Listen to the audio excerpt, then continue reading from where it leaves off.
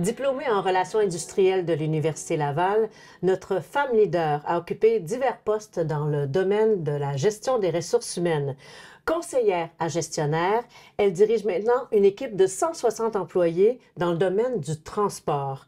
Membre du conseil d'administration de la Chambre de commerce et d'industrie Saguenay-Lac-Fjord, elle accède en novembre 2023 au plus haut poste au sein de son organisation.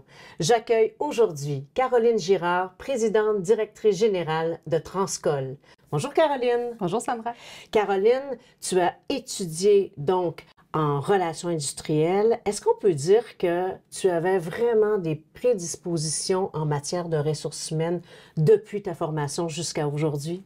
Oui, je pense que oui. J'ai toujours eu une passion pour les ressources humaines. Ça m'a été transmis très jeune par mon père. Puis, j'ai toujours cherché le même type d'entreprise un peu que lui avait connu, m'avait parlé. Donc, c'est ce que j'ai trouvé aujourd'hui ici, chez Transcol. Donc, ça fait 12 ans que je suis là. Et c'est pour ça que j'ai toujours évolué chez Transcol parce que je pense que la famille chez Transcol m'a toujours beaucoup parlé. Tu as quitté la région pour aller aux études pendant près de 10 ans avant de revenir pour t'installer en 2012. Pour quelles raisons tu es revenu et que tu as choisi de t'installer ici au Saguenay-Lac-Saint-Jean? Bien, je suis revenue suite, évidemment, un changement de vie, si on peut dire. La région n'avait jamais quitté mon cœur. Je pensais que c'était important aussi de revenir à mes racines à ce moment-là. Je suis arrivée au Saguenay et j'ai vite trouvé un emploi. Je pense que c'est peut-être plus facile dans une région comme la nôtre de trouver peut-être un poste qui nous convient mieux, puis des postes peut-être plus intéressants que dans les grands centres rapidement, parce que j'étais quand même assez jeune quand je suis arrivée ici. J'ai commencé comme directrice des ressources humaines. J'avais 5 ans d'expérience, donc c'est quand même très rapide d'accéder à un poste intéressant. Il y a aussi tout le côté de la qualité de vie, évidemment. Plus de trafic, on habite à 15 minutes, le plein air qui est proche, on peut faire toutes sortes d'activités. Donc, je pense que la combinaison de la qualité de vie et des possibilités au niveau de l'emploi là, était quand même très intéressante. Selon tes différentes expériences que tu as vécues depuis le début de ta carrière en ressources humaines, est-ce qu'il y a des qualités, des valeurs qui sont nécessaires pour devenir une bonne leader? Mais je pense qu'avant toute chose, il faut être authentique. Faut, comme on dit, il faut suivre ce qu'on dit. Donc ici, chez Transcol, ça a toujours été. On projette telle image, mais on y tient, puis on y va en conséquence de cette image-là. Donc, l'authenticité chez nous, ça a été toujours très, très important. Évidemment aussi, toute la question de respect. Parce que chez Transcol, vous savez, on fait beaucoup de publicité au niveau de l'emploi, au niveau de la marque employeur. On est très fort là-dessus.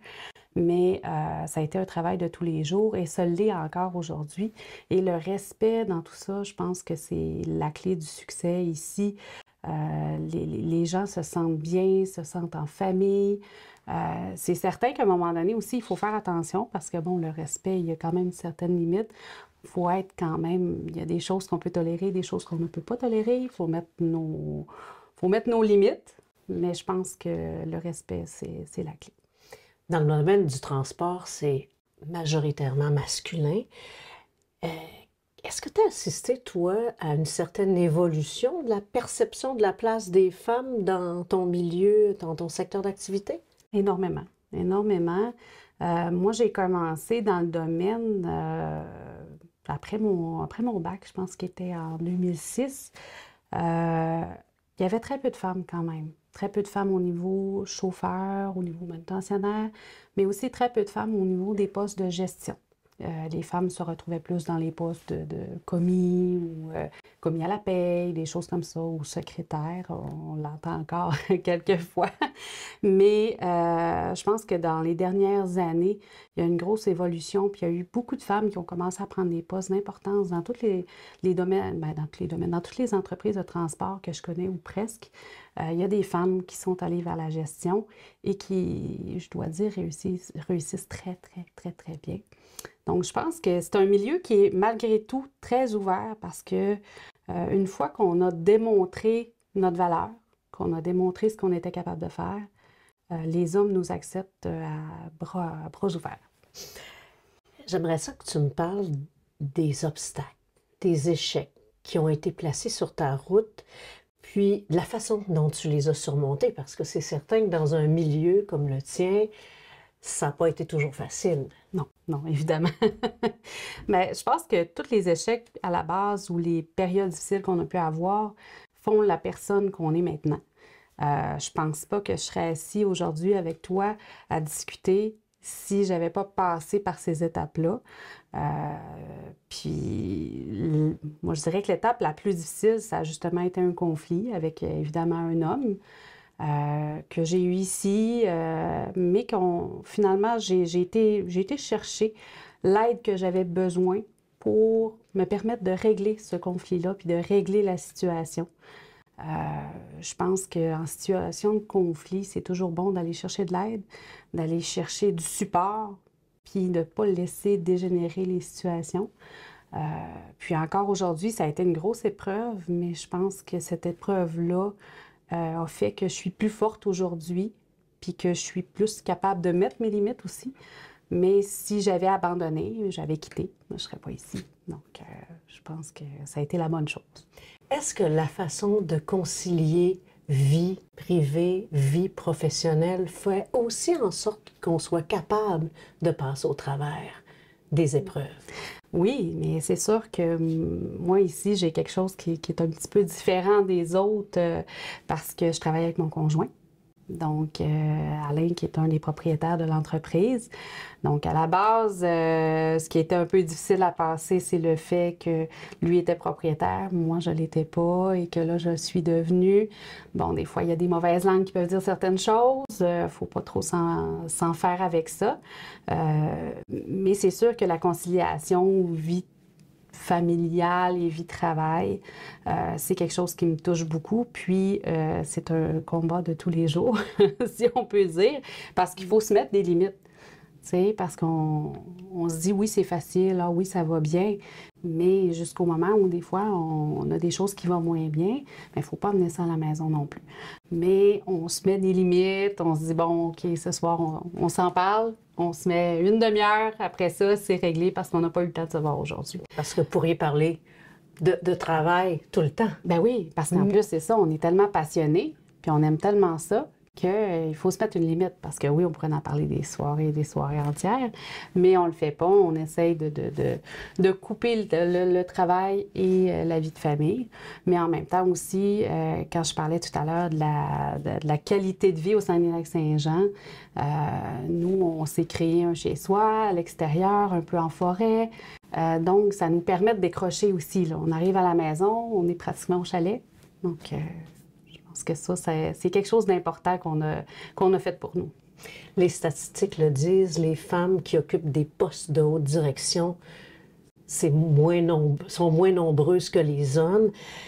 À la lumière de ton expérience, as-tu un conseil à donner à une femme, à une jeune femme ou une moins jeune femme qui hésite à se lancer dans un poste de haute direction? Moi, je pense qu'il faut se faire confiance beaucoup plus que ce qu'on fait. Souvent, tu sais, on a tendance peut-être à avoir peur de se faire dire non, ou avoir peur peut-être d'avoir un petit jugement de la part des autres. Mais il faut se faire confiance, y aller pas tête baissée, mais presque tête baissée, parce que je trouve que de nos jours, des fois, on donne beaucoup de crédit à des syndromes de l'imposteur, des choses comme ça, qu'on relie beaucoup aux femmes. Puis, souvent, en tout cas moi, dans mon entourage, j'en ai vu que des fois, c'est assez pour elles pour se décourager un peu, puis d'avoir peut-être justement des pensées qu'elles n'auraient pas eues si elles n'avaient pas lu ça sur le syndrome de l'imposteur ou autre. Moi, je pense qu'il faut se faire plus confiance que ça un peu. Pas être naïve, mais avoir un petit peu de naïveté peut-être de ce côté-là. Puis l'approche de leader féminin est très, très, très positif en ces temps de défi des ressources humaines. Oui, tout à fait, tout à fait. Puis, tu sais, j'ai vu l'évolution ici, à proprement dire, parce que moi, j'ai pris le poste d'un homme. Donc, puis dernièrement, c'est plaisant parce qu'on a fait un sondage, on a demandé aux gens, comment vous trouvez ça? Puis, ça a été unanime. C'est un vent de fraîcheur, ça fait du bien. C'était tous des beaux commentaires. C'est humain. Oui, oui, beaucoup plus, beaucoup plus. Puis, tu sais, moi, personnellement, ça me fait plaisir parce que c'est la touche que je voulais donner, parce que je suis dans un poste de direction générale. Normalement, c'est des comptables qui sont là. Je me suis fait dire quelques fois, mais moi, je proviens du domaine des relations industrielles, donc je pense que la touche humaine, maintenant, va être beaucoup plus présente dans les directions générales de toutes les entreprises, puis c'est une bonne chose. Caroline, pour terminer notre entretien, j'aimerais que tu me parles de toi un peu. Peut-être nous apprendre quelque chose qui pourrait nous surprendre. Oui. Vous me voyez en talons hauts, en veston, oui. Un petit peu maquillée. Femme d'affaires. La fin de semaine, je vais à la chasse, je vais faire du skidoo, je vais au chalet. Des fois, je pars le vendredi midi, mais on ne me revoit pas de la fin de semaine. On va faire du bois. C'est un peu notre exutoire, si on veut, d'aller dans la forêt. Puis, c'était un bon relaxant. On quitte le son qu'on entend d'un camion qui recule. Oui, bien ici, on en entend toujours. Alors, motoneige, chasse, pêche et bûcher du bois? Oui, aussi. Aussi? Oui, Donc, on n'a peur de rien. Non, absolument pas.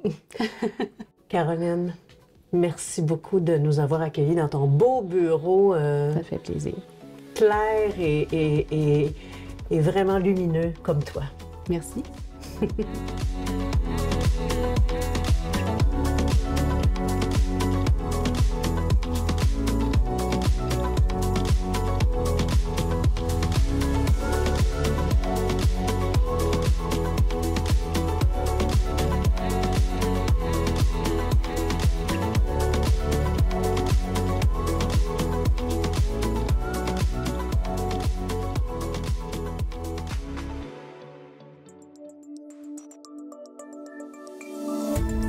Cette émission d'Accès est appuyée par Cogeco et est rendue possible grâce à la collaboration de la communauté avec Nous TV.